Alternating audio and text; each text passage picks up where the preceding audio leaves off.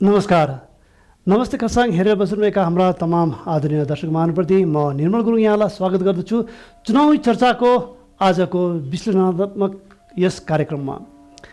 र भन्नुपर्दाखेरि हिजो मात्र जिटिए चुनावको जुन चाहिँ दोस्रो चुनाव भइरहेको थियो जिटिएको निम्ति, जिटिए सभाको निम्ति विशेष रूपले भन्नुपर्दाखेरि यसको चुनाव पहाडभरि नै खुबै शान्तिपूर्वक सम्पन्न भएको यहाँलाई अवगत भइसकेको छ। र यस अवधि जुन चाहिँ उम्मेदवारहरू उठेका थिए उहाँहरूले आफ्नो जितको निम्ति जुन प्रकारले उहाँले प्रचार गर्नुभयो, सायद निश्चय नै उहाँहरूले सोचेको होला, आशा राखेको होला कि उहाँले विजय प्राप्त गर्छ भन्ने। र भन्नुपर्दाखेरि यसपालिको चुनावमा हाम्रो पार्टी जो केही महिना अघि मात्र यो नवगठित हो र वर्तमान समयमा यसले दार्जिलिङ नगरपालिकामा पनि आफ्नो बोर्ड बनाएको छ। हाम्रो पार्टीले जिटिए सभाको चुनावमा 45वटा आसनमा उहाँहरूले आफ्नो उम्मेदवारिता दिएका थिए।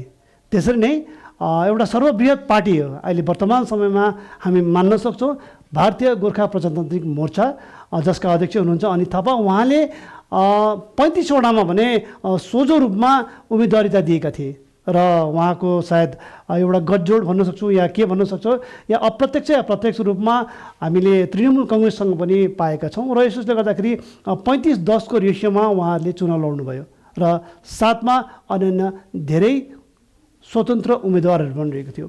र आजको दिनमा हाम्रो स्टुडियोमा हामीसँग चर्चा परिचर्चा गर्ने निम्ति हामीले 2जना व्यक्तिहरू निम्त्याएका छौँ।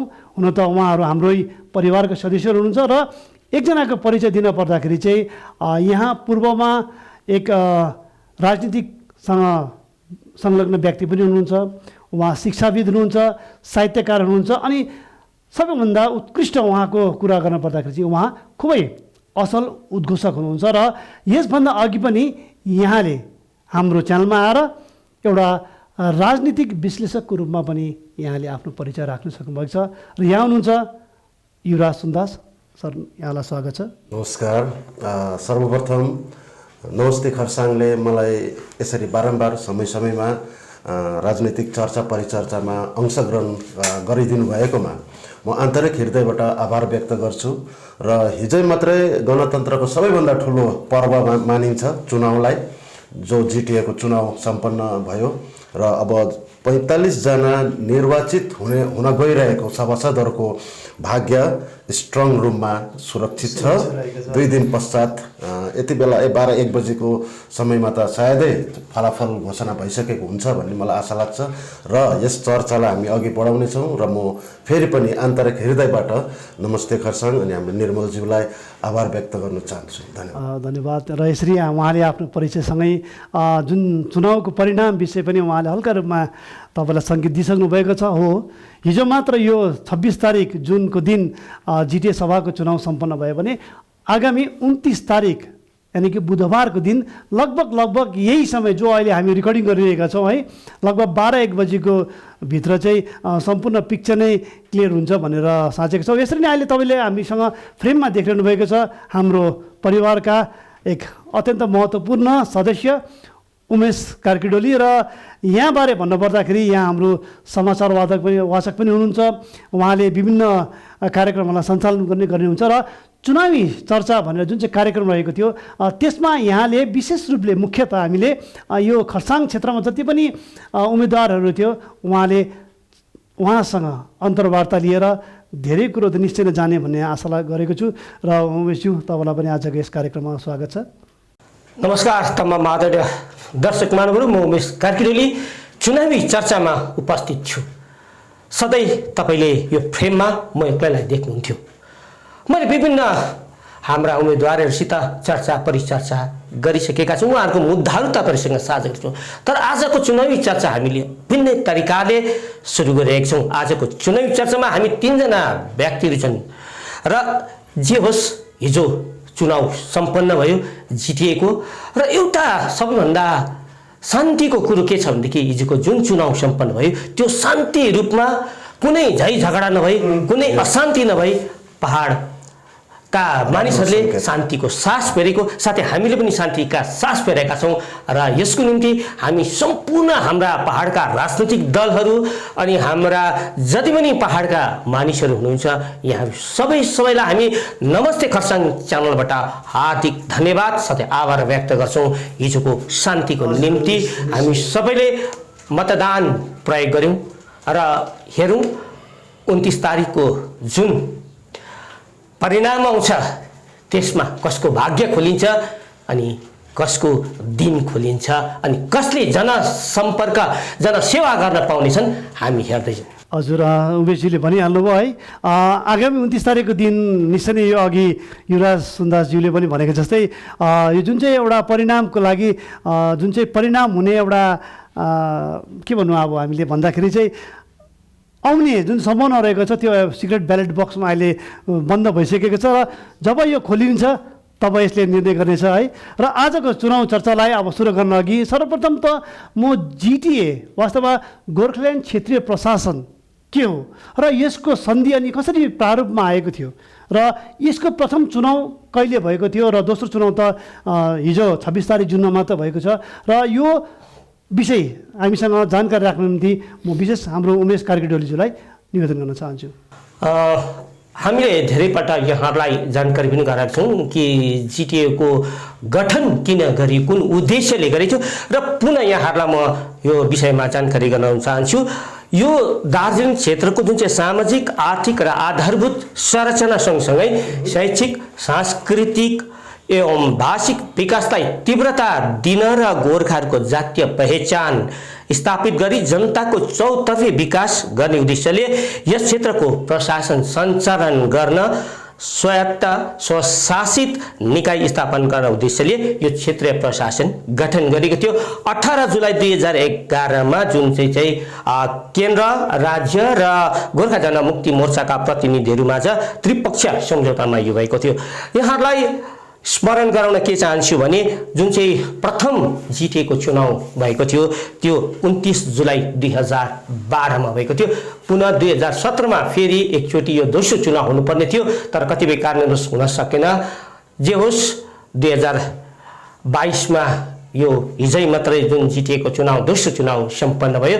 हाम्रो जातिको सम्पूर्ण रूपमा विकास गर्ने निम्ति यो जिटिए चुनाव र यसको जातीय पहिचानको निम्ति पनि जिटिएको एउटा गठन गरेको छ स्वायत्त निकाय, जसले गर्दाखेरि चाहिँ हामीले स्वशासन गर्न सकौँ, शासन गर्ने क्षमता अधिकार हामीलाई दिएको छ। यस अनुसार यो जिटिएको गठन गरिएको छ। निर्मलजी हजुर, अब म हाम्रो यस चर्चामा युवराज सुन्दासज्यूलाई पनि यहाँनिर जोड्न चाहन्छु। युवराजजी, हिजो सम्पन्न भएको जुन चाहिँ चुनाव छ सायद प्रथमपल्ट होला यहाँ सबैले निर्धारकको रूपमा भोट हाल्न गए। उम्मेदवारहरू पनि लगभग 200 कति भन्नुभयो तपाईँले 77 जना जम्मा उम्मेदवार रहेको थियो 45वटा आसनको निम्ति र यो चुनावलाई तपाईँले कुन रूपमा हेर्नुभयो? यस चुनाव सम्बन्धी कुरा गर्नुपर्दा चाहिँ यो अद्भुत प्रकारले हुन्छ कि हुँदैन, हाइकोर्ट र के जाति हुँदै हुँदै जसो तसो यो चुनाव सम्पन्न भयो। वास्तवमा चुनाव चाहिँ गणतन्त्रको सबभन्दा दरिलो अङ्ग हो, एउटा व्यवस्था हो। त्यो चुनावले चाहिँ जनसाधारणको आकाङ्क्षाहरूलाई पूर्ण गर्नुपर्ने, विकास रोजगार आधारभूत आवश्यकताको सम्पूर्ण निकायहरूलाई चाहिँ यसले ठिकठाक पार्नुपर्ने हो। तर यहाँनिर पार्टीहरूले विरोध गरेको जनाए, भोक हडतालसम्म बसे, कसैले बहिष्कार गरे, भोटै हालेनन्। हिजो मेन पार्टीको मुखियाहरूले भोट नहाल्ने कुराहरू हामी आज प्रकाशमा आइरहेको छ। त्यसले गर्दा यो चुनाव एउटा विवादास्पद रूपले सुरु भएको थियो जबकि हुन्थेन, किनभने यो जिटिए गोर्खाल्यान्ड क्षेत्रीय प्रशासन जुन छ कुनै गिफ्टमा पाएको चिज होइन। त्यहाँ 13-14 जनाले 2007 मा पनि ज्यान गुमाएको हो, 17 मा पनि गुमाएको हो। त्यसले गर्दा यो एउटा त्रिपक्षीय सम्झौताद्वारा गठन गरेको, अघि उमेशजीले पनि भनिहाल्नुभयो, यो यहाँको सम्पूर्ण विकासको निम्ति यो एउटा एकाइ गठन भयो। त म चाहिँ अहिले यो भन्छु कि चुनाव चाहिँ भयो र अब भोलिको दिनमा 29 तारिक है निर्णय भइहाल्छ कसले सत्ता सम्हाल्ने। तर यो कुन पार्टीले सत्तामा गएर बोर्ड गठन गर्छ, सभासदहरूले कुन पार्टीको बहुमत हुन्छ, त्यो भन्दा कठिन काम चाहिँ मलाई के लाग्दैछ भने हाम्रो निर्वाचित सदस्यहरूले, चेयरम्यान जो पनि होला अनि सभासदहरू होला, उहाँहरूले गर्नुपर्ने कामहरू थुप्रै छ। पहाडमा समस्याको पोका यति बिना छ, तपाईँले गाउँ गाउँ गएर हेर्नु भएको छ। हामी जान्छौँ, यो पत्रकारिताको क्षेत्र नै त्यही हो कि कहाँनिर अभाव र आवश्यकताहरू छ है। योले गर्दाखेरि एउटा ठुलो चुनौतीको सामना चाहिँ उनीहरूले गर्नु परेको छ। अनि अर्को कुरो चाहिँ 277 जना 45 वटा आसनमा 277 जना उम्मेदवार हुनु भनेको रेसियोले यसलाई डिभाइड गर्दा भाग गर्दा पनि 6.1 6.1% प्रत्येक समष्टिमा 6 जनाले भाग अर्डरले चाहिँ हुँदैछ। हजुर हजुर पहिलाको चुनावमा मुख्य पार्टी हुन्थ्यो है, अनि अर्को विपक्षी हुन्थ्यो, यता कता स्वतन्त्र उम्मेदवारको रूपमा देख्न पाइन्थ्यो। तर जबकि यो पालि चाहिँ स्वतन्त्र उम्मेदवार ज्यादा रहेको छ। पार्टीको यो पालि 170 स्वतन्त्र उम्मेदवार चाहिँ 170। जब यसले सरकारलाई के मेसेज दिँदैछ भने we are very much interested to take part in election. हजुर यो कुरामा हजुर युवराज, यो कुरामा एउटा कुरा नि है, हाम्रो यहाँनिर दुईवटा खेमा थियो भनौँ न। एउटा चाहिँ चुनाव लड्ने, एउटा चाहिँ चुनाव नलड्ने। कहीँ न कहीँ यो चुनाव नलड्ने पक्षले भनिरहेका थिए कि यसले द्याट मिन्स जिटिए सभाले हाम्रो यहाँ पहाडको जनताको जनआकाङ्क्षा पुरा गर्न सक्दैन, पुरा गरेका पनि थिएन र गर्नु पनि सक्दैन भनेर उहाँहरूले त्यो तर्क दिइरहेका थिइन्। तर अर्कोपट्टि एकदम सोझो रूपमा भन्नुपर्दाखेरि भारतीय गोर्खा प्रजातान्त्रिक मोर्चाका अध्यक्ष अनित थापाजीले भनिरहेका थिए कि यसले म पहाडको विकास गर्छु। गोर्खाल्यान्डको माग एकतर्फ छ, जसलाई उहाँले पछि गएर एउटा प्रथम सभामा नै यहाँ जितेको खण्डमा चाहिँ प्रस्ताव ग्रहण गरेर त्यसलाई यसको अलग्गै एउटा ग्रुप बनाएर एउटा के भन्छ त्यसलाई नेतृत्व गर्ने बौद्धिक जमातलाई लिएर चाहिँ गर्ने भएको थियो। र यो पनि प्रसङ्ग उठिरहेको छ र गर्ने पक्ष पनि छ, नगर्ने पक्ष पनि छ। त्यसलाई अब हामी अहिले यहाँनिर यो चर्चाको विषय नबनौँ, किनभने अझै तन्किन जान सक्ला। तर अब कुरा हो 277 जनाले आफ्नो भाग्य अजमाए र अब यो ब्यालेट बक्समा पसिसकेको छ सबैको मतहरू है। र अब प्रसङ्ग आउँ, जब सबैभन्दा पहाडको अहिले सर्वबृहत साङ्गठनिक रूपमा सबैभन्दा दरिलो दल नै हामी भारतीय गोर्खा प्रजातान्त्रिक मोर्चालाई मान्छौँ। जबकि अन्य दल रहेको थियो, भारतीय गोर्खा प्रजातान्त्रिक मोर्चा, गोर्खा जनमुक्ति मोर्चा, गोर्खा राष्ट्रिय मुक्ति मोर्चा, यिनीहरूको पनि साङ्गठनिक धरातल राम्रै थियो। तर उहाँहरूले बहिष्कार गरेको कारणले गर्दाखेरि उहाँहरू यो कन्टेस्ट लडेनन्। र यो परिप्रेक्ष्यमा म उमेशजीसँग कुरा गर्न सक्छु, किनभने यहाँले अनित थापाजीसँग अन्तर्वार्ता लिनुभएको थियो। जब तपाईँले अन्तर्वार्ता लिइरहनु भएको थियो, तपाईँले यी प्रश्नहरू तेर्साउनु भएको थियो कि तपाईँले भन्नुहुँदैछ कि 45वटा सिट जित्छु भनेर, तर जबकि तपाईँको पार्टीबाट केवल 35 जनालाई मात्रै उम्मेदवारी दिनुभएको छ। यसलाई अफिसियल चाहिँ कसरी हेर्नुभयो उहाँको यो भनाइलाई तपाईँले? अनि थापाको अन्तर्वार्तामा उहाँले यस कुरा मैले प्रश्न राख्दाखेरि उहाँले भन्नुभएको थियो 45 जनामा कतिवटा चाहिँ 35 जना हामीले एकदम अफिसियल्ली उठाएको छौँ, तर जतिजना ठाउँमा उहाँहरूको आफ्नो जब पहुँच छैन त्यो ठाउँमा उहाँहरूले स्वतन्त्र उम्मेदवार दिएको छु भनेर उहाँले त्यसलाई हाम्रो अन्तर्वार्तालाई हाम्रो प्रश्नलाई उहाँले मतलब बाँध्नु भएको थियो। र वास्तविकमा भन्नु भने अनित थापा स्वयंले म टिएमसीसँग हाम्रो साँठगाँठ छ भन्ने कुरा गर्नु भएन, नकार्नु भयो उहाँले। तर टिएमसीसँग उहाँले सरकारसँगको सम्पर्क गर्नु र तर जहाँसम्म देख्छौँ टिएमसीले सोझै रूपमा भनेपछि कि हाम्रो भारतीय गोर्खा प्रजातान्त्रिक मोर्चासँग सम्पर्क छ, चुनावी सम्पर्क छ भनेर भनिन्छ। जस्तो कि टिएमसी हाम्रा भारतीय गोर्खा प्रजातान्त्रिक मोर्चाका उम्मेदवार जो तराई खण्डका हाम्रा परेश तिर्की, उहाँ स्वयं भारतीय गोर्खा प्रजातान्त्रिक मोर्चामा हामीले उहाँलाई प्रश्न पनि गरेको थियौँ। तपाईँ भारतीय गोर्खा प्रजातान्त्रिक मोर्चामा तलको एकजना विशिष्ट व्यक्ति एउटा भारतीय गोर्खा प्रजातान्त्रिक मोर्चालाई सम्हालेर बस्नुभएको थियो, तर तपाईँ कसरी टिएमसीको उम्मेदवार हुनुभयो भन्दाखेरि उहाँले हाम्रो एउटा आन्तरिक एउटा साँठगाँठ भन्ने कुरा उहाँले त्यो व्यक्त गर्नु हाम्रो अन्तर्वार्तासँग। तर एउटा कुरो अनित थापाले एउटा कुरो चाहिँ हामीलाई भन्नुभएको थियो, मैले प्रजातन्त्र ल्याएको छु, गणतन्त्र ल्याएको छु यहाँनिर। यसको परिणाम कसरी भन्दाखेरि योपालिको जुन प्रकारको चुनाव भयो, शान्तिपूर्ण चुनाव भयो, 170 जना निर्दल उम्मेदवारहरूले सहभागी हुनु भन्नु कुरो, यो त एउटा ठुलो गणतन्त्रमा एउटा प्रजातन्त्रै आएको हो। जबकि पहिलेको चुनावमा अघि युवराज भाइले भने जस्तै दुईटा दल हुन्थे, दुईटा दलमा एउटा दल बहुमत हुन्थ्यो, उसको शक्तिशाली हुन्थ्यो, उसले जे चाहन्थ्यो त्यो चुनाव त्यसरी। तर यो कुरोमा के हुन्छ भने विगतको दिनहरूमा चाहिँ जब पहाडमा एउटा चुनाव लडिन्थ्यो, एउटा हाम्रो जुन चाहिँ एउटा वर्षौँ पुरानो मुद्दा गोर्खाल्यान्डको मुद्दामा लडिँदाखेरि चाहिँ गोर्खाल्यान्ड भनेर जब लडिन्थ्यो र त्यसको विरोधमा त भन्नु नपर्ला, त्यसको जुन चाहिँ प्रतिभागीको उम्मेदवारीको पछि उम्मेदवार दिँदाखेरि चाहिँ गोर्खाल्यान्ड विरोधी भन्छ भनेर पनि यस प्रकारको एउटा द्वन्द्व चलिरहन्थ्यो। युवराजी, अब हेर्नुहोस्, गोर्खाल्यान्ड चाहिँ बङ्गालको त्यस्ता दिवंगत नेता, मार्क्सवादी नेता, मुख्यमन्त्री ज्योति बसुले एउटा ऐतिहासिक वक्तव्य दिएको थियो। कुन बङ्गालीले चाहिँ बङ्गाल टुक्रेको हेर्न चाहन्छ, यो उनीहरूको समुदायमा भयङ्कर ठुलो एउटा स्टेटमेन्ट थियो। त्यस्तै प्रकारले म भन्न चाहन्छु, कुन गोर्खाले चाहिँ गोर्खाल्यान्ड चाहँदैन?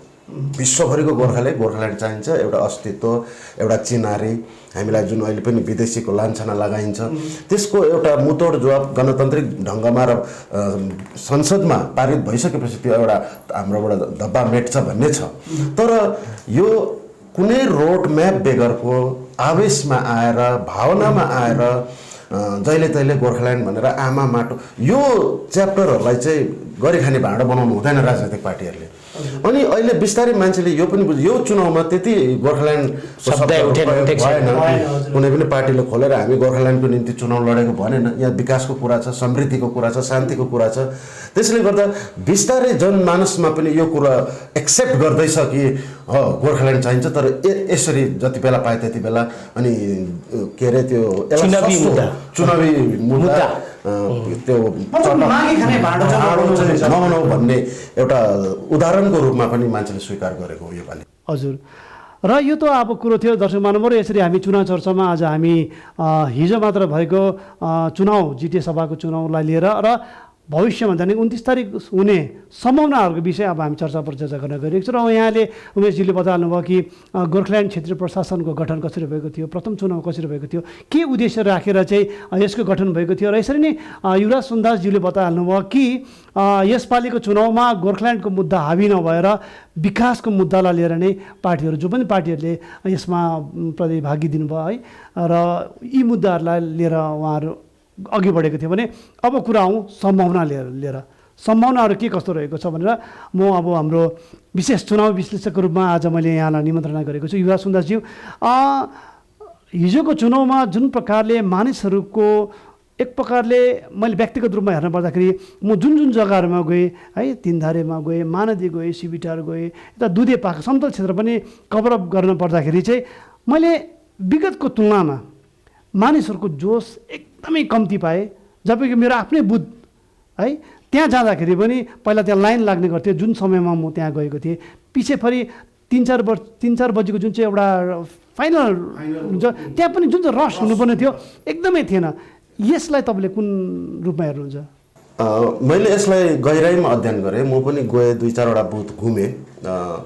म आफैले भोट मैले लास्ट आवरमा गरेको 3:15-20 यसो 3:30 को गरेको। हामी चुनाव पर्यवेक्षक भएर जाँदाखेरि पनि प्राय देख्थ्यौँ कि लास्ट आवर बिहान मर्निङ फर्स्ट आवर 11 बजीसम्म भिडभाड हुन्छ। त्यसमा प्राय गृहिणीहरू बिहानै आफ्नो काम निप्टाएर गएर लाइन लागेको हुन्छ। अनि लास्ट आवरमा घरको अलिकति मर्दहरू या युवाहरू भिड लागेको हुन्छ। म जब गएँ सिम्पली म 10 मिनट पनि उभिनु परेन, मेरो पाली आइहाल्यो। यहाँबाट चाहिँ मैले यो चुनाव 60% हेर्नुहोस् है, हिजो जिटिए सँगसँगै तराईमा तल सिलगढी महकुमा परिषदको चुनाव पनि थियो। हजुर, महकुमा परिषदको चुनाव 80% भयो। हजुर, हाम्रो यहाँनिर 59.5 भनेको 59.5। हजुर, 60% पुगेन। 59.5% भनेको चाहिँ यो राम्रो लक्षण होइन गणतन्त्रमा। मान्छेहरू निराश भएको पनि बुझिन्छ, भोट हालेर के हुन्छ भन्ने। तर यसको पछि थुप्रै कारणहरू छ। यो जिटिएको चुनाव चाहिँ लोकल बडीको हो, यो स्थानीय चुनाव हो। एमपी एमएलए भएको भए यो एउटा नेसन वाइड अथवा राज्यव्यापी हुन्थ्यो, विधानसभामा पठाउने, लोकसभामा पठाउने। त्यसमा टाढो टाढो काम गर्नु जानेहरू, युवा भाइ बहिनीहरू, साथीहरू पनि सबै आएर चुनावको लागि आएर उनीहरूले छुट्टी लिएर आएर चुनावमा आफ्नो अंशग्रहण गर्थे। र यो एउटा ठुलो जमात बाहिर छ, दार्जिलिङमा छ। र म अघि पनि मैले जिटिए कसरी चलाउने र थुप्रै चुनौतीहरूको सामना गर्नुपर्छ भने रोजगार भयङ्कर डरलाग्दो रोजगार। अघि गोर्खाल्यान्डको प्रसङ्गमा मैले भन्नु त्यति बेला मैले छोडिएको कुरा हेर्नुहोस्, एउटा घरमा 5 जनाको परिवार छ र 2 जना छोराछोरीले नौकरी पाउनु भनेको चाहिँ त्यो हो गोर्खाल्यान्ड, इकोनोमिकल फ्रिडम। आज हामी आमा माटो भन्दैछौँ, कमाउँदैछौँ, तर गुजरात, दिल्ली, बम्बई, विदेश, दुबई, कतार इत्यादि जग्गामा ठुलो जमात हाम्रो युवा शक्ति, मानव संसाधन, ह्युमन रिसोर्सेस बाहिर छ। अनि यो क्षेत्रीय चुनाव भएकोले गर्दा त्यो बल्क अमाउन्टको भोटर्सहरू आएन। 992वटा बुथमा 6,32,000 जिटिए क्षेत्रमा 6,32,000 मतदाता थिए। 922वटा पुलिङ स्टेसन, पुलिङ बुथहरू, त्यो त्यत्रो 922वटा पुलिङ बुथमा 6,32,000 जनसङ्ख्या भएकोमा 60% भनेपछि अब तपाईँ हिसाब लगाउनुहोस् कति मान्छेले भाग लिए। र यो चाहिँ एउटा क्षेत्रीय चुनाव भएकोले गर्दा पनि त्यो पनि एउटा हुनसक्छ है उमेशज्यू। हजुर, जुन चाहिँ मैले अघि पनि भने राजनीतिक पार्टीको सबभन्दा ठुलो पर्व चाहिँ चुनाव हो। चुनाव जितेर सत्तामा गएर आफ्नो जनसाधारणलाई विकास, रोजगार के चाहिन्छ त्यो गर्नु हो। त्यो एउटा राजनीतिक दलको कर्तव्य पनि भन्दछ। उमेशजी के भन्न चाहनुहुन्छ? तर मलाई कस्तो, मैले यसलाई अर्को प्रकारले पनि हेरिरहेको छु। कस्तो भनेदेखि जुन दार्जिलिङको पहाडको मान्छेहरू राजनीतिक दलदेखि धेरै वाक्कै दिक्कै भइसके। किनभने विकास एउटा भएको छैन। छोराछोरीलाई अघि युवराज भाइले इकोनोमिकल्ली जुन इन्डिपेन्डेन्ट फ्रिडम पाएको छैन र त्यसले पनि एउटा मानिसहरू नैराश्य। अच्छा, यो निराशापनको एउटा कारण यो पनि बन्न सक्छ है, किनभने हामीले पत्र पत्रिकामा टिभी मार्फत देखिरहेका छौँ कि यदि कसैले पनि काम पायो भने हुन त गोर्खा समाजले पाएको हुन्छ, तर नेताहरूले आफ्नो भाइ भतिजावाद चेपचाप गरेर कारण यो कारणले पनि भन्नु सक्छ सर्वसाधारण चाहिँ अहिले भोट हाल्नदेखि अलिकति विमुख बनिरहेका छन्। उमेशजी, यसमा यस्तो प्रकारले पनि हेर्न सकिन्छ कि हामीले जुन अघि मैले भने निराशापन, राजनैतिक निराशापन, नेताप्रतिको जनताको आस्थाको नेताहरूले एउटा राम्रो कुरो सोच्नुपर्ने विषय छ सम्पूर्ण नेताहरूले कि नेताप्रति जनताले जुन आस्था राख्थ्यो पहिला त्यो आस्था हराउँदै जाँदैछ। चुनावमा नआउनुको खास कारण अर्को त्यो पनि छ, किनभने हामीले हिजोको चुनावमा देख्यौँ धेरै मानिसहरू घरमै बसिरहे। यी भएको मानिसहरू पनि चुनावमा भोट हाल्न गरेन। किन अंशग्रहण गरेन? एक त पर्यो एकपट्टिको बहिष्कारको कुराले पनि, र अर्को पर्यो मानिसहरूमा त्यो राजनैतिक निराशापन, राजनीतिमाथिको राजनीतिक दल र नेताहरूमा आस्था गुमाउँदै गरेको त्यो पनि एउटा। तर यो जुन चाहिँ आस्था हराउनु मतलब भविष्यको निम्ति खतरा हो। एकदम यो ठुलो कुरो। यो चिज चाहिँ हाम्रा नेताहरूले आजै सोचेनन् भने आउने दिनमा हाम्रो पहाडको राजनैतिक अवस्था निकै गम्भीर भएर जान सक्ने सम्भावना हिजोको चुनावले जुन प्रकारको चुनाव मतदान भयो त्यसले पनि एउटा जागरुक। किनभनेदेखि यी सिलगढीमा हुने यी अलिकति नजिकमा हुनेहरू पनि आएनन्, किनभने त्यो अनुभव, त्यो एट्र्याक्सन गर्नु सकेको छैन। धेरै युवा हाम्रो जमातलाई मैले हिजो सिलगढीमा घुम्दै गरेको फेला परेँ र उहाँलाई भन्दाखेरि भोट हाल्नुभयो भनेर प्रश्न गर्दाखेरि भोट हालेर के हुन्छ, उनीहरूको मात्र हुन्छ, यस प्रकारको उहाँहरूको विचार अब मनमा उब्जिएपछि कहीँ न कहीँ यस अघि उमेशजीले भनेको जस्तै यसले आउँदो दिनको निम्ति राजनीतिक नेताहरूलाई धेरै गाह्रो पर्न सक्छ। यो एउटा शुभ सङ्केत होइन उहाँहरूको निम्ति। र अर्को, अब 100 जना जति स्वतन्त्र उम्मेदवारहरूले यसमा भाग लिए र 100वटा उम्मेदवारहरूमा जितको प्रतिशत कति होला जस्तो लाग्छ? स्वतन्त्र उम्मेदवारको खालि हेर्नुहोस्, स्वतन्त्र उम्मेदवार 177 जना हुनु र total number of the candidates 277 277 हुनु भनेको यसले के साबित गर्छ भने स्वतन्त्र उम्मेदवारले कहीँ न कहीँ राजनीतिक पार्टीका जो सिम्बल लिएर उठेका छन्, जस्तै भारतीय गोर्खा प्रजातान्त्रिक मोर्चा यता हाम्रो अजय एडवर्डज्यूको हाम्रो पार्टी प्रत्यक्ष रूपमा चुनावमा अंशग्रहण गरेको थिए। अजय एडवर्डको पार्टीले 45वटामै अनि अनित थापाज्यूको पार्टीले 35वटामा अंशग्रहण गरेको छ। र यो जुन ठुलो सङ्ख्यामा स्वतन्त्र उम्मेदवारले कहीँ न कहीँ उनीहरूलाई फाइदा गरिरहेको छ। किन भन्नुहुन्छ भने यसले भोट बाइफर्केट भयो। हजुर, भोटलाई विभाजन भएर जान्छ। दुईटा डाइरेक्ट टक्कर हुने जग्गामा 5जना उम्मेदवार छ, 2जनामा 3जनाले केही अंश त लान्छ। अन्त त्यसो हुँदा जुन पार्टीको अलिकति पनि बहुमत छ, अलिकति पनि सांगठनिक धरातल राम्रो छ, ऊ माथि निस्किनुमा सहज हुन्छ। अनि जति पनि उम्मेदवारहरूको विषयमा हामीले बारम्बार हेऱ्यौँ, सोसियल मिडियामा हेऱ्यौँ, चर्चा गऱ्यौँ, व्यक्तिगत रूपमा पनि टेलिफोनिक बातचित भयो। त्यसले पनि के गर्दछ भने सबै उम्मेदवार जित्छ भन्ने त मिल्दैन, अनि हार्छ र अरूलाई सपोर्ट गर्छ भन्नु पनि मिल्दैन। कतिजना उम्मेदवारहरू यति दखल अन्दाज भएकाहरू छन्, राजनैतिक परिपक्व भएका, समाजसेवी इत्यादि छ। यो एउटा ठुलो फ्याक्टर। 45मा म लाग्छ 7देखि 10जनासम्म त्यस्ता उम्मेदवार आउन सक्छ जसले चाहिँ सरकार गठन गर्नुमा अथवा जिटिए सभा फर्म गर्नुमा ठुलो अहम भूमिका। हजुर, युवराजीको यदि हामीले स्वतन्त्र उम्मेदवारको कुरा गर्दा आकलन गर्दा यहाँले 7 दिनको 10 भन्नुहुँदैछ उमेशजी। 45 आसन छ जिटिएमा, त्यसमा 23जना बहुमत हुनु पर्यो, 23जना आउनु पर्यो कुनै पनि एउटा पार्टीले। र योपालिको स्वतन्त्र उम्मेदवारमा जति पनि मैले अन्तर्वार्ता लिएँ त्यो क्रममा मैले 2 प्रकारको स्वतन्त्र उम्मेदवार भेटेँ। एउटा ग्रुप थिए खाटी स्वतन्त्र उम्मेदवार अनि अर्को चाहिँ इन्डिपेन्डेन्ट फोरम भनेर। अन्त इन्डिपेन्डेन्ट फोरम चाहिँ के हो भन्दा कुनै न कुनै राजनीतिक दलसित सम्बन्धित तर उहाँहरूले एउटा ती सम्बन्धित दलले एउटा गठन गरेको।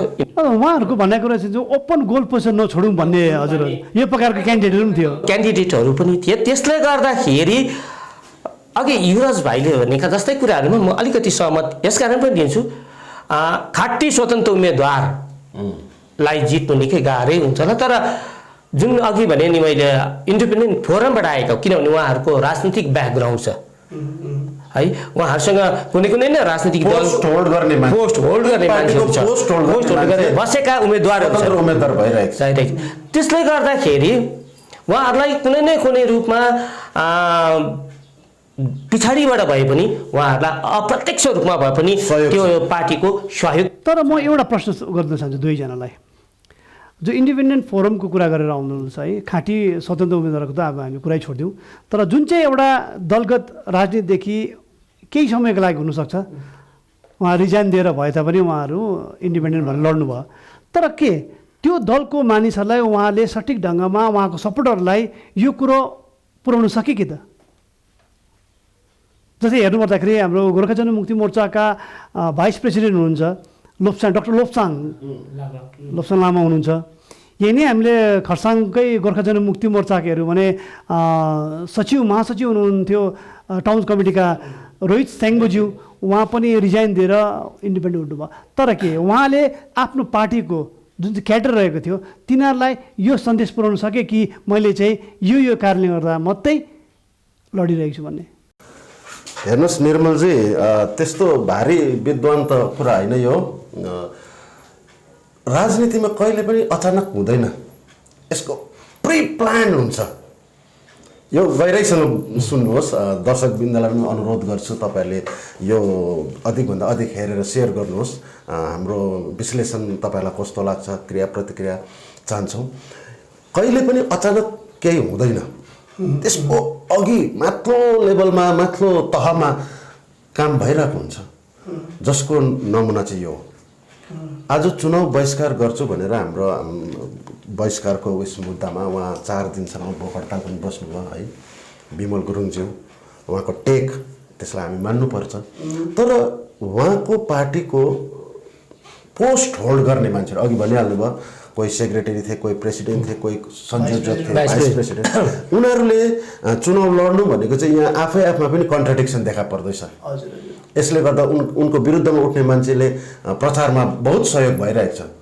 किनभने साधारण मान्छे उठेको भए भन्नु केही पनि थिएन, एउटा नैतिक समर्थन कसैको पनि हुनसक्छ। तर त्यो विशेष पार्टीमा पोस्ट होल्ड गरेर बसेको मान्छेले चाहिँ स्वतन्त्र उम्मेदवार भन्दाखेरि चाहिँ दिग्भ्रमित भयो मान्छे। जनसाधारण दिग्भ्रमित भयो र यसले पार्टीभित्र पनि अलिकति कुरा कन्ट्राडिक्सन भएको जस्तो देखा पर्यो। हजुर उमेशजी, यो परिप्रेक्ष्यमा तपाईँको भनाइ के छ? जुन बहिष्कार गर्ने जुन कुराहरू थिए यसमा मैले कसरी हेरिरहेको छु भनेदेखि योपालिको एउटा बहिष्कार पार्टीले गर्यो तर उम्मेदवारहरूले गरेनन्। जो बहिष्कारबाट निस्केर आएर पार्टी छोडेर आएर उहाँले त्यसलाई बहिष्कार गरेन, त्यसलाई अँगालाले कहीँ न कहीँ यो प्रत्यक्ष होस् अप्रत्यक्ष रूपमा होस् जिटिएलाई अँगालेकै मान्नुपर्छ, चाहे जुनसुकै उद्देश्यमा भाग लिनु ठुलो कुरो एक्सेप्ट गर्नु र यसलाई बहिष्कार गर्नु र एक्सेप्ट गर्नुमा चाहिँ यो कुरो चाहिँ हामी प्रत्यक्ष होस् अप्रत्यक्ष रूपमा त्यो पार्टीले यसलाई स्वीकार गरेको छ र यसलाई हामीले मान्नुपर्छ। यसलाई यो बहिष्कारलाई हामीले ठुलो कुरो नमानेर जेसुकै एउटा गणतन्त्रको यसलाई जित मान्नुपर्छ हामी। हजुर दर्शक महानुभाव, यसरी अहिले चुनावी चर्चामा हामीसँग हुनुहुन्छ अहिले उमेश कार्की डोलीको साथमा युवराज सुन्दास र अहिले हामीले स्वतन्त्र उम्मेदवारहरूको भविष्य लिएर हाम्रो जुन चाहिँ एउटा सर्वेक्षण त भन्नु नमिल्दा हाम्रो एउटा व्यक्तिगत विचार मात्र पोखिरहेका छौँ। यसले गर्दाखेरि चाहिँ अहिले युवराज सुन्दासजीले भनेअनुसार चाहिँ जुन व्यक्ति विशेषले पनि स्वतन्त्र भएर एउटा खाँटी भन्नु सक्छ, एउटा इन्डिपेन्डेन्ट फोरमको स्वतन्त्र उम्मेदवार र यो परिप्रेक्ष्यमा हेर्दाखेरि चाहिँ 7 दिनको 10वटा सिट चाहिँ लानु सम्भावना देखिरहेको छ। तर यो एउटा व्यक्तिगत उयसमा त यसलाई कुनै हामीले सर्वेक्षण गरेका छैनौँ है, अनुमानिक हाम्रो एउटा भन्ने कुरा मात्र हो। र हुन त अहिले हामीले सोसियल मिडियामा देखिरहेका छौँ उहाँले चुनावी सर्वेहरू गरिरहेका छन्। तर म नमस्ते खरसाङको एउटा जिम्मेवार पदमा रहेको कारणले गर्दाखेरि म यो अवश्य भन्न सक्छु, नमस्ते खरसाङ त्यो क्षमता वहन गर्दैन, त्यो क्षमता गर्ने त्यो स्थितिमा छैन कि हामीले सर्वेक्षण गरेर चाहिँ त्यो जुन चाहिँ हाम्रो एक्जिट पोल गर्ने हाम्रोमा त्यो क्षमता छैन। यसले गर्दाखेरि यो चुनावी चर्चामा जुन चाहिँ विश्लेषणात्मक हाम्रो यो चर्चा चलिरहेको छ यसमा केवल एउटा व्यक्तिगत विचारको हामीले यहाँ राय राखिरहेका छौँ। र अब हौँ हामी दुई मुख्य पार्टी, हाम्रो पार्टी अनि भारतीय गोर्खा प्रजातान्त्रिक मोर्चा। र पहिला त हामी हाम्रो पार्टीको विषय लिएर कुरा गरौँ। हाम्रो पार्टीले अन्तिम क्षणमा यानि कि जुन दिन नोमिनेसन फाइल गर्ने अन्तिम क्षण रहेको थियो 29 तारिक मईको दिन, लगभग उहाँले 26-27 तारिक मात्र उहाँले त्यो पनि 45वटै सिटमा उहाँले कसैसँग सम्झौता नगरिकन कसैसँग एलायन्स नगरिकन उहाँले 45वटै सिटमा उम्मेदवार दिनु कतिको उहाँलाई असुविधा पर्न गयो जस्तो लाग्छ तपाईँलाई? निर्मलजी, खास कुरा चाहिँ हाम्रो पार्टी जो छ अजय एडवर्डजीको, यो पार्टी सन्दर्भमा चाहिँ के भन्न चाहन्छु भने अजय एडवर्ड फाउन्डेसनले जुन एउटा सोसियल काम गरिरहेको थियो विगतमा, सोसियल वर्क चाहिँ हाइएस्ट फर्म अफ पोलिटिक्स भन्नुहुन्थ्यो है, त्यसले गर्दाखेरि एउटा मान्छेलाई चेन्जेस चाहिरहेको थियो। चेन्जेस चाहिएको हुँदा त्यो दार्जिलिङ म्युनिसिपलको यसलाई 45वटा समष्टिमा चाहिँ यसलाई तुलना नगर्दा हुन्छ, 45वटा सिटमा बहुमतमा उनीहरूले म्युनिसिपलमा शासन गर्दैछ। अन्त त्यसको रिपरकसन चाहिँ हो यो अहिले जुन विस्तार हुन्छ। तर यति सर्ट पिरियडमा 45वटा सिट कहीँ न कहीँ युवराजी म बात गरिहाल्छु, कहीँ न कहीँ ओभर कन्फिडेन्स त होइन, दार्जिलिङलाई मात्र हेरेर त भएन, किनभने एउटा नगरपालिकालाई मात्र हेरेर, किनभने 45वटा समष्टिमा जुन प्रकारको गाउँ बस्ती है कमान क्षेत्र पर्छ, सायद उहाँहरू पुग्न सक्यो होला र। म आउँदैछु यही कुरा एक्ज्याक्टली म भन्न चाहन्छु कि अब इलेक्सन, मैले अघि पनि भने इलेक्सन यो एउटा ठुलो प्रोसेस हो गणतन्त्रको, यसै कारण विश्वमा भारतलाई सर्वबृहत गणतन्त्रको रूपमा मानिन्छ, लार्जेस्ट डेमोक्रेसी भन्छ है। र योमा चुनावमा भाग लिनु कति महत्त्वपूर्ण छ अघि हामी चर्चा गऱ्यौँ, समय नष्ट नगरौँ। तर त्यो 45वटा आसनमा एक दिन अगाडि नोमिनेसन, लास्ट डे नोमिनेसन गर्नु भनेको चाहिँ यो ओभर कन्फिडेन्ट सँगसँगै मलाई त के लाग्दैछ भने उहाँले खाता खोल्नु भएको हो, खाता खोलेको हुनसक्छ। अनि जुन यो भारतीय गोर्खा प्रजातान्त्रिक मोर्चा, अब हिल तृणमूल इत्यादि पार्टीहरूसँग मान्छेको जुन त्यो एउटा नाराजगी छ, जुन एउटा मान्छेले नयाँ टेस्ट खोज्दैछ, त्यसको फलस्वरूप पनि अजय एडवर्डको हो। तर यसरी सर्ट पिरियडमा 45वटा आसनमा दखल अथवा विजय हुनु धेरै सम्भावना कम्ती छ। किनभने साङ्गठनिक तौरमा मैले जति हेरेको छु हाम्रो भेगतिर यता पहाडमा भारतीय गोर्खा प्रजातान्त्रिक मोर्चा अथवा अनित थापाज्यू अब नेताको रूपमा उहाँलाई आफ्नो आफ्नो तरिकाले मान्छेले डिफाइन गर्छ, तर जुन एउटा व्यक्तिगत उनको त्यो एउटा छ मान्छेसँगको सम्पर्क, त्यसले गर्दा पनि साङ्गठनिक तौरमा ट्रेड युनियनदेखि लिएर स्टुडेन्ट युनियन, टिचर युनियन, अरू चालक सङ्गठन जति पनि भातृ सङ्गठनहरूको एक्टिभिटिज हेर्दा चाहिँ अलिकति उहाँको राम्रै छ। हजुर हजुर। त्यसले गर्दा अब त्यो 35मै टक्कर दिनु पनि अहिले यही चुनावमा चाहिँ त्यति साह्रो अब पण्डित भएर भनिहाल्न मिल्दैन। किनभने अहिले अब हामीले केवल मेन मुद्दामा म आउन चाहन्छु। जुन इभिएमहरू मेसिनहरूमा हामीले भोट लगायौँ सम्पूर्णले 60.5 59% भोट लगाएको त्यो स्ट्रङ रुममा छ। आजको हाम्रो मेन चर्चा चाहिँ के हुनुपर्छ, यो चर्चाको मलाई लाग्छ भने अब त्यो मसिन खोलिएपछि जुन गणना हुन्छ त्यस पश्चात लालकोठीमा चाहिँ कसले कब्जा गर्ने? कब्जा मतलब त्यहाँनिर लालकोठीमा शासन। जुन प्रकारले कब्जा शब्द आयो यो अजय डोटको एक समयको कुरा थियो है। त्यसो होस्, यसलाई हामीले राखिरहेका छौँ। Umeshji, Ajay Edward over confidence पनि भन्नु मलाई अलिकति उचित लागेन। किनभनेदेखि उहाँले जुन लास्ट मुभमेन्टमा मेरो दृष्टिकोणमा कस्तो लाग्यो भने उहाँले जुन लास्ट मुभमेन्टमा उहाँले जुन प्रकारले नोमिनेसन भर्नुभयो नि त्यो भित्रसम्म उहाँले पुरा स्टडी गर्नुभएको छ। त्यो पनि एउटा पक्ष त्यहाँ पनि त्यो पनि हेर्नुहोस् उहाँले। अच्छा, म यहाँ तपाईँलाई बताइहाल्छु है। अजय एडवर्डको पार्टीमा एउटा चिज हामीले देख्न पाइरहेको छौँ, उहाँकोमा नौलो फेस युवा हजुर। यही मेरो प्रश्न तपाईँलाई पनि, किनभने उहाँहरूले सबभन्दा ठुलो टार्गेट गरेको छ साइलेन्ट भोटरहरूलाई, जो चाहिँ उहाँहरू खुलेर अगाडि आउँदैन। यसभन्दा अघि पनि उहाँले दार्जिलिङ म्युनिसिपालिटी चुनावमा पनि साइलेन्ट भोटरलाई नै उहाँ टार्गेट गरेको थियो। के यो साइलेन्ट भोटरको जुन चाहिँ उहाँले हेरिरहेको छ, यो साइलेन्ट भोटरलाई उहाँले भोटमा कन्भर्ट गर्न सक्ला भन्ने कुरा नि? साइलेन्ट भोटरको चाहिँ कस्तो छ भने साइलेन्ट चाहिँ हेर्नुहोस् है, भोटरको हामी भन्छौँ नि हामी राजनीति सम्बन्धित छैनौँ भन्छौँ, तर कुनै न कुनै रूपमा हामी राजनीतिसित सम्बन्धित हुन्छौँ। जब हामी भोट हाल्छौँ कुनै पार्टीलाई। एउटा कोटेसन मलाई टक्क याद आयो Umeshji, whether you are interested or not in a politics but politics is interested to you. पक्का हो, किनभने कहीँ न कहीँ गएर हामी भोट हाल्छौँ हुन्छ। द्याट मिन्स हामी त्यो पार्टीसँग सम्बन्धित छौँ होइन। त्यसरी नै अहिले साइलेन्ट भोटर्स भनेको कतिजना कस्तो हुन्छ भन्दाखेरि जो चाहिँ अगाडि आएर राजनीति गर्नु मान्दैन, तर अझै एडवर्ड आइसकेपछि हाम्रो पार्टी आइसकेपछि हामीले जुन नौलो फेसहरू देखिरहेको छौँ नि, एउटा नयाँ जोस नयाँ उत्साह देखिरहेको छौँ उनीहरूमा।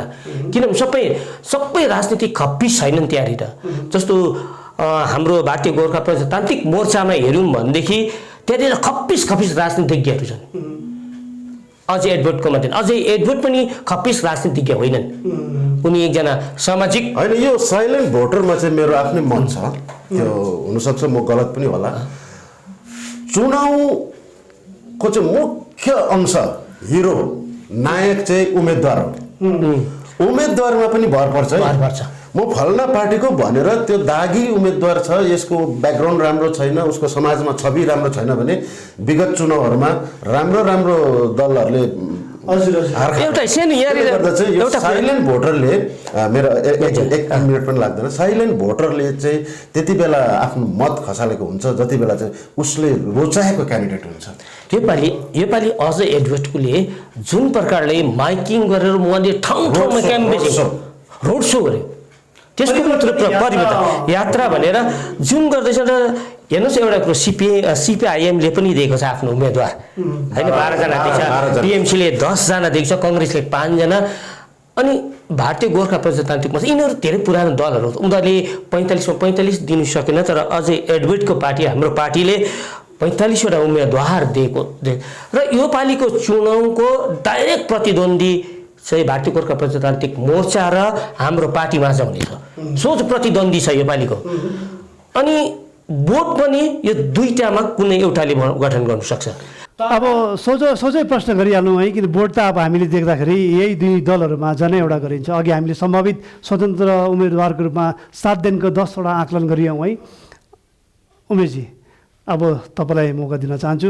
हाम्रो पार्टी 45वटामा जो उम्मेदवार त्यहाँ दिनुभएको छ कति लाग्छ कति ल्याउला जस्तो छ मलाई लाग्छ जुन प्रकारले अजय एडवर्डले खटेका छन् र उनको जुन ठाउँ ठाउँमा अहिले दरिलो राजनैतिक त्यो बनाउनु भएको छैन दरिलो जरा गाड्नु भएको छैन राजनीतिक ठाउँ ठाउँमा यद्यपि उहाँले 45मा 45 दिँदै पनि उहाँले जुन प्रकारले मेहनत गर्नुहुन्छ त्यो अनुसार मलाई लाग्छ 10 देखि 15 को बिचमा उहाँ सम्भावित आउन सक्नुहुन्छ भन्ने मलाई लागेको छ किनभने कतिजना सबै उम्मेदवार नयाँ छ अनि मान्छेको सोच के छ भने केही मानिसहरूको सोच नयाँलाई दिउन न चेन्ज आउने परिवर्तन आउने युवराजी सेम क्वेसन हजुर अजय एडवर्डजीलाई चाहिँ पहाडले एउटा परिवर्तनको र न्यू फेस न्यू टेस्टको रूपमा लिइरहेको छ र म एक्ज्याक्ट आङ्कडा बताउनु अलिक असमर्थ रहे तापनि उनले निराशजनक स्थिति चाहिँ सामना गर्नु पर्दैन जस्तो लाग्छ तर कहीँ न कहीँ यो जुन चाहिँ हाम्रो उमेशजीले भनेको अनुसार यदि 10 दिनको 15 मात्रै पायो भने उहाँको निम्ति एउटा ठुलो विजय हुनेछ किनभने यो आउँदो भविष्यको निम्ति हाम्रो पार्टीलाई एउटा हजुर हाम्रो पार्टीलाई यसले अझ राम्रो दरिलो बनाएर लानेछ अन्य दलहरूको तुलनामा जब हामी टिएमसीको कुरा गर्दा हिल टिएमसीको कुरा गर्दैछौँ है सिपिआइएम त अब यहाँनिर नगण्य नै छ है र यसले सबैभन्दा प्रतिद्वन्दी दल मान्न सक्छौँ हामी अहिले वर्तमान समयमा भारतीय गोर्खा प्रजातान्त्रिक मोर्चालाई यसले ठुलो धक्का लाग्न सक्छ यदि यो कुरा सत्य हो भने भारतीय गोर्खा प्रजातान्त्रिक मोर्चाको चाहिँ यो चुनावसँग थुप्रै चुनावहरू उहाँहरूले लड्नुभयो उहाँहरूको त्यो गोर्खा जनमुक्ति मोर्चादेखिकै यो भाग हुँदै हुँदै आएको हो र अब राजनीतिमा जहिले पनि परिवर्तन मान्छेले चाहिरहेको हुन्छ र अनित थापाले पनि एउटा परिवर्तन ल्याउने कोसिस गरेको हो पहाडलाई शान्ति बनाए समृद्धिशाली बनाउँछु भन्ने उहाँको नारा छ यसले गर्दाखेरि युवा जमात र जो पार्टी सङ्गठन गर्नेहरूको जमात हेर्दा जनसङ्ख्याको त्यहाँबाट पनि आङ्कलन गर्नु सकिन्छ अजय एडवर्डजीको हाम्रो पार्टी र गणतन्त्र मोर्चामा चाहिँ साङ्गठनिक तौरमा चाहिँ अनितजीको यो हाम्रो भारतीय हजुर यो विषयले त पछि आउँछु अहिले हामी हाम्रो पार्टीलाई मात्रै आकलन गरिरहेको गर्दाखेरि अहिले हामी 10 दिनको 15 उहाँको विचारमा ठुलो कुरो हो सायद तपाईँलाई त्यो भन्न नसके तापनि आज हामी यसरी भन्न सक्छौँ र अहिले हामीले हाम्रो पार्टीको विषय लिएर हामी चर्चा परिचर्चा गऱ्यौँ किनभने हाम्रो पार्टी मात्र पहाडमा यो जिटिए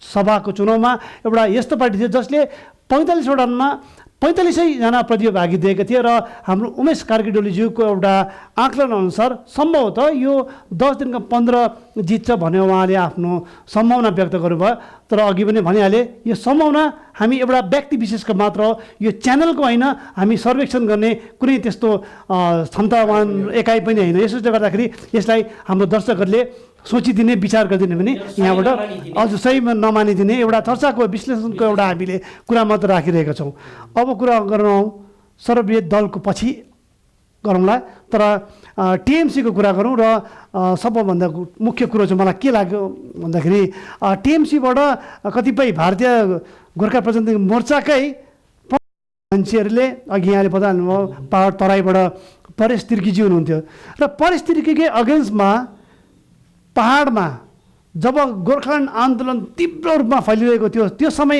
आवाज उठाउन नसक्ने समयमा तराई क्षेत्रबाट पानीघट्टा क्षेत्रबाट राजेन मुखियाले पहाडमा बिस्तारै हिल टिएमसीको गठन गर्दै गयो र उहाँ आज एउटा फेरि निर्दलीय उम्मेदवारको रूपमा नामाङ्कन भरेर उहाँ मैदानमा हुनुहुन्छ कसरी हेर्नुहुन्छ टिएमसीको तर्फबाट पहिला सुरुवाती दौरमा राजेन मुखियाजीले जब टिएमसी पहाडमा फैलाउनु भयो उहाँ एउटा प्रभावशाली नेताको रूपमा थियो र अहिले उहाँ निकै चर्चा परिचर्चामा देख्दैनौँ हामी मतलब साइडलाइन भयो त्यो राजनीतिक पार्टीमा यस्तै हुन्छ मान्छेलाई काम लगाउनु निकाल्नै सक्ने समयसम्म चाहिँ त्यो मान्छे हुन्छ त्यहाँदेखि अब दोस्रो तयार भयो कहीँ न कहीँ तपाईँले जुन चाहिँ कुरो गर्नुभयो उखुलाई खाइन्छ निचारिन्छ जसको रस आइन्जेल चाहिँ मुखमा राखिन्छ त्यसपछि फेरि फ्याँकिन्छ भन्ने कुरो भयो त्यसो हुँदा चाहिँ अब यो चाहिँ उहाँहरूको भित्री असन्तुष्टिको पर्दापण हो कि स्वतन्त्र उम्मेदवारको रूपमा चुनाव लड्नु त्यसले गर्दाखेरि अब यो घट बढ जोड घटाउ आउने जाने यति घर फल्नालाई समर्थन यति घर त्यो त्यो एउटा हुने कुरा प्रक्रिया साधारण प्रक्रिया हो र जति पनि हामीले पहिलाको चुनावहरूमा हेर्दाखेरि जति पनि घरहरू यता गयो या उताबाट यता आए भन्ने हुन्छ यो के एउटा मौकावादी व्यक्ति विशेषहरूको मात्रै पनि चलखेल हुनसक्छ किनभने उहाँहरूमा धेरै समस्या हुनसक्छ र झन्डी पक्रिँदाखेरि चाहिँ केही मलाई फाइदा हुन्छ भनेर उहाँहरू यताउता गइरहेको हुन्छ र हामीले सोसियल मिडियामा देखिरहेको छौँ यही मान्छे उताको मान्छे यता भइरहेको हुन्छ यो कुरोमा आउँदाखेरि अब राजेन मुखियाको कुरा गरिहालेँ टिएमसीको तर्फबाट चाहिँ र अब टिएमसीको खाँटी उम्मेदवारको रूपमा पूर्व जिटिए चेयरम्यान अनि पूर्व गोर्खा जनमुक्ति मोर्चा विनय खेमाका विनय तामाङ अध्यक्ष पनि लडाइँमा हुनुहुन्छ मैदानमा हुनुहुन्छ भन्नुहोस्। अब हेर्नुहोस् उहाँको जुन समष्टि छ त्यो समष्टिमा उहाँको लोकप्रियता 2 दिन बादमा थाहा पाइहाल्छ। हजुर त्यहाँबाट निर्णय भइहाल्छ कि हजुर यो कुरोमा भन्न चाहन्छु भने हिजो मात्र हाम्रो संवाददाताले उहाँसँग जब बात गर्नुभयो उहाँले भन्नुभयो कि विगतमा उहाँ जुन चाहिँ एमएलएको चुनाव उपचुनाव हार्नुभएको थियो निरज जिम्बाज्यूसँग र त्यस उपचुनावमा चाहिँ 2017को जुन चाहिँ एउटा घटनाक्रम थियो त्यसलाई मान्छेले मनमा लिएकोले कारणले गर्दाखेरि चाहिँ त्यो मनको भडास निकालेको भनेर भन्नुभयो र यसपालि त्यो हुँदैन किनभने उहाँहरूको जनसमर्थन धेरै बढेको छ भनेर भन्नुहुँदै थियो उमेशज्यू।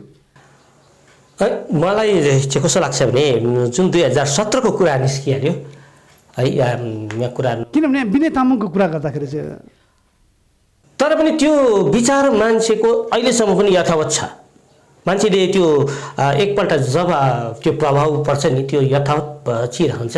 तर यहाँ दिनुहोस् उहाँ त्यो सबै छोडेर जब टिएमसी जस्तो अहिले देख्दैछौँ अघि राजेन मुखियाको कुरा जुन एउटा यसको आधारशिला बनाउने दार्जिलिङ पहाडमा राजेन मुखिया नै। तर यदि तपाईँले त्यही प्रसङ्ग उठाउनु छ भने विनय तामाङ अनि अनितज्यू त्यस समय सँगै हुनुहुन्थ्यो तर यो कुराले त त्यसो भए प्रभाव त अनित थापाज्यूलाई पनि त पर्न सक्ला। हेर्नुहोस् हामीले प्रत्येक चुनावहरूमा देखेछौँ त्यसको कहीँ न कहीँ हामीले अनित थापालाई पनि सोधेको थिएँ मैले पनि सोध्नु भएको थियो हजुर त्यस समयमा पनि सोधेँ त्यो उहाँले यसलाई सही प्रकारले जवाब दिनु सक्नु भएन।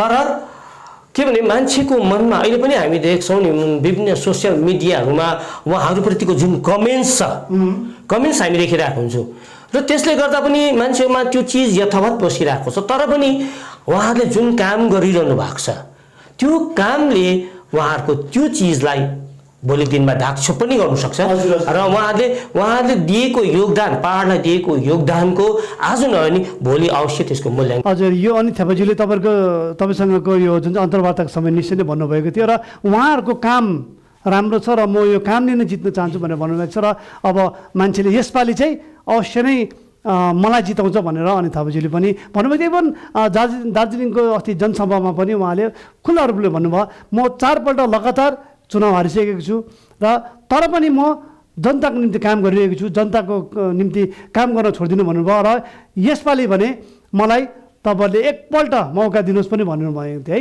र कुरा गरौँ अब सर्वबृहत दल पहाडको साङ्गठनिक रूपमा जबकि उहाँहरूले केवल 35वटा सिटमा मात्रै सोझो रूपमा आफ्नो उम्मेदवार दिएका छन्।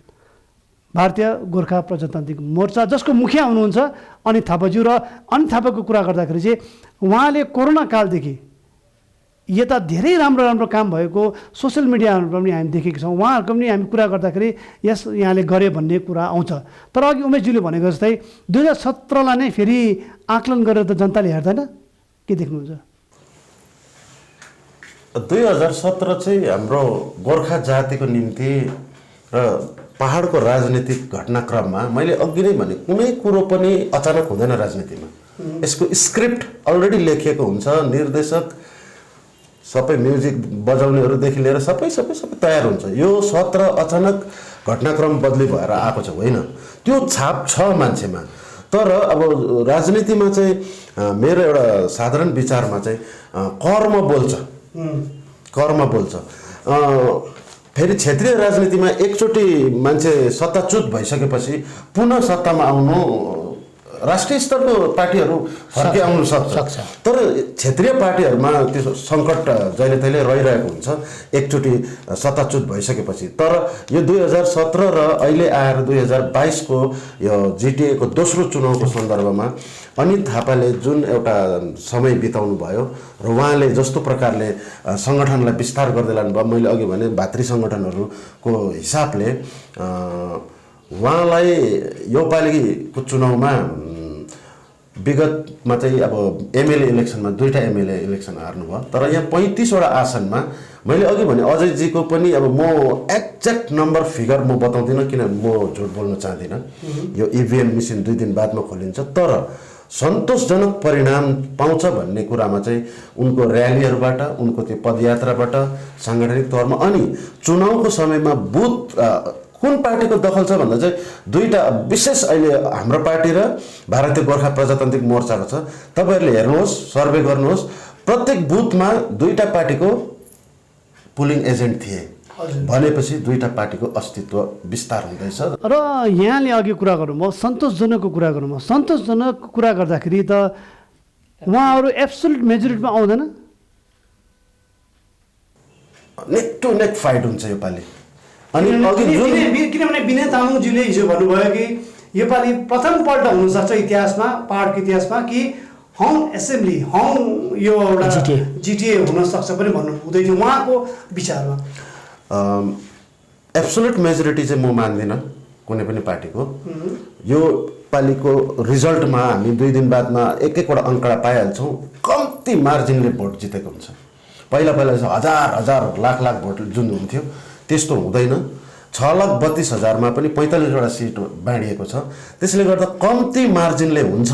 र अघि मैले जुन 10वटा भने त्यो 10वटा चाहिँ एक दिनको पत्र पत्रिका मिडियामा हाम्रो पार्टी हजुर होइन स्वतन्त्र उम्मेदवार हाम्रो पार्टी उहाँले भन्नुभएको स्वतन्त्र उम्मेदवार 10 जनासम्मको जुन मैले मेरो विचारमा मैले उनीहरूको सबै हेर्दा, प्रोफाइल हेर्दा, उनीहरूको काम कारबाही हेर्दा, मान्छेसँगको सम्पर्क हेर्दा 10वटा आउन सक्छ। अनि त्यो 10 जनाले चाहिँ डिसाइड गर्छ कि कसले लालकोटीको सत्तामा बस्छ। हजुर अन्तिम छन् उमेशजी। भारतीय गोर्खा प्रजातान्त्रिक मोर्चाको कुरा गर्दाखेरि भारतीय गोर्खा प्रजातान्त्रिक मोर्चा चाहिँ यस्तो टाइममा यो गठन भयो कि यो जब विनय तामाङजीले जब छोडिदिएपछि अनित थापा एक्लै चाहिँ पार्टीभित्र क्याडरहरू लिएर बस्नुभएको त्यो अवस्था थियो। उहाँले यति साह्रो स्ट्रङ, यति साह्रो सङ्घर्ष गरेर आफू स्ट्रङ भएर यो पार्टी गठन गर्ने। त्यस समय उहाँले सबै विद्वानहरूलाई लिएर, बौद्धिक जामतालाई लिएर यो काम गठन गर्नुभएको छ। अनि अर्को कुरो चाहिँ सबैभन्दा ठुलो कुरै लाग्छ नि, मैले अनित थापालाई यो प्रश्न पनि राखेको थिएँ अस्ति कि कोरोनाको कालमा उहाँले जुन प्रकारले सेवा पुर्याउनु भएको छ, त्यसले गर्दाखेरि यो चाहिँ दार्जिलिङको इतिहासमा प्रथम होला कि एउटा चाहिँ माथिको नेता चाहिँ जनतासँग भुइँमा बसेर काम गरेको, यो प्रथम होला। सायद अनित थापा नै हो राम्रो उदाहरण। एउटा चाहिँ जनताको बिचमा बसेर जनताको दुखेसो बुझेर काम गर्ने। अनि अहिले पनि के छ भनेदेखि हामी देख्छौँ कुनै पनि ठुलो समस्या पर्यो भने जनता सिधै अनित थापाकोमा जान्छ, एउटा सिम्पाथी पनि छ त्यहाँनिर। त्यसले गर्दाखेरि अनि सबैलाई सहयोग गरेकोले गर्दा र हिजो अस्तिको दिन अनित थापाले जुन प्रकारले भारतीय गोर्खा प्रजातान्त्रिक मोर्चाले भविष्य निर्माण हजुर पहाड तराई भविष्य निर्माण यात्रा 8 किलोमिटरको रहेको थियो, भयो यसले पनि जुन जामा त्यो जो भिड थियो त्यसले गर्दाखेरि पनि योपालिको अनित थापाको जुन पार्टी छ यसले पक्कै पनि मलाई लाग्छ उहाँहरू छेउछाउभित्र एब्सोल्युट मेजोरिटीमा नआए पनि छेउछाउभित्र आउन सक्ने सम्भावना देखिन्छ। तर योपालिको जुन जिटिएको गठन हुन्छ त्यसमा स्वतन्त्र उम्मेदवारहरूको ठुलो भूमिका रहेको हुन्छ योपालि जहाँसम्म हामीले यसरी देखिरहेको छौँ। तर वास्तविक के हुन्छ त्यो हामी पर्सि 29 तारिक किङ मेकरको भूमिकामा स्वतन्त्र उम्मेदवार रहनेछ, जसको वास्तविक के परिणाम आउँछ त्यो त हामी भन्न सक्दैनौँ। 29 तारिक तपाईँहरूले सबैले चाल पाउनु। तर हामीले एउटा अनुमानिक रूपमा हिसाबले हेरेका छौँ र अनि प्रजातान्त्रिक मोर्चाले जुन प्रकारले जनसम्पर्क अभियान गरेको छ, क्षेत्र क्षेत्रमा गयो, क्षेत्र उहाँहरूको पार्टीगत रूपमा तल्लो लेभलदेखिको जुन प्रकारले जनसम्पर्क अभियान गरेको छ त्यसको पनि एउटा राम्रो प्रभाव हामीले देखेका छौँ। र अब समय हामीसँग छैन है। हामीले यो जुन चाहिँ विश्लेषणात्मक जुन चाहिँ चर्चा परिचर्चा गऱ्यो चुनावी चर्चामा र अब अन्तिम क्षणमा छौँ र यसलाई म अब ज्यादा लम्बाउन चाहदिनँ किनभने हामीसँग अब समय नरहेको कारणले गर्दाखेरि अन्तिम 10 सेकेन्ड म हाम्रो युवराजलाई दिइ जान्छु। र यो 10 सेकेन्डमा मैले भन्नुपर्ने कुरा चाहिँ के छ भने यो जुन चर्चा परिचर्चा भयो यो हामीले एउटा पत्र पत्रिका अहिले सोसियल मिडिया इत्यादिको आधारमा र नेताहरूको कर्मको आधारमा अहिले हामी मुद्दा अनितज्यू र एडवर्डज्यूको छ, तर उहाँहरू चाहिँ मुख्य भएको कारणले, तर उहाँको लेफ्टिनेन्टहरूले के कति ग्रामीण स्तरमा काम गरेको छ यसको परिणाम नै चुनावमा देख्न पाइन्छ। र तपाईँहरूलाई फेरि पनि शुभकामना, जसले पनि बहुमत हासिल गरेर जिटिए चलाउनुहुन्छ उहाँहरूले सही ढङ्गमा बेरोजगार समस्यालाई अनि जनसाधारणले चाहेको आधारभूत आवश्यकताहरूलाई पूर्ति गरिदिनुहोस्। हार्दिक शुभकामनाको साथमा म मेरो यो भनाइलाई अन्त गर्न चाहन्छु। र दर्शक महानुभावहरू, यसरी अहिले हामीले चुनावी चर्चामा विश्लेषण गरेका थियौँ कि जिटिए सभाको चुनावमा कुन दल बृहत्तम दल भएर आउनेछ। र यहाँलाई एउटा फेरि जाँदा जाँदै एउटा छोटकरी बताउन चाहन्छु कि लगभग 922वटा पुलिङ स्टेसनमा लगभग 6,32,000 मतदाताहरू थिए, तर ती मतदाताहरूमा पनि केवल 59.05%ले मात्रै, द्याट मिन्स 59.05% मतदाताहरूले मात्रै मतदान गरे भने यसलाई कुन रूपमा तपाईँले हेरिरहनु भएको छ?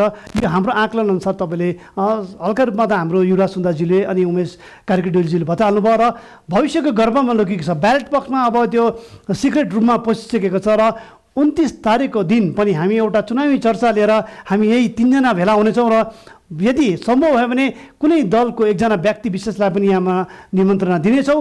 र यो हाम्रो चुनावी चर्चा विश्लेषणात्मक जुन चाहिँ चर्चा रहेको थियो केवल एउटा तथ्यमा आधारित गर्ने प्रयास मात्रै गरेका थियौँ। र जुन चाहिँ हामीले आकलन बतायो कि स्वतन्त्र उम्मेदवार लगभग 7 दिनको 10, हाम्रो पार्टी 10 दिनको 15, अनि यदि भारतीय गोर्खा प्रजातान्त्रिक कुरा गर्दाखेरि एब्सोल्युट मेजोरिटीमा नआए पनि छेउछाउमा आउने जुन चाहिँ सम्भावनाहरूको कुरा गरे, यो केवल एउटा हाम्रो व्यक्ति विशेषको मात्र आकलन रहेको थियो।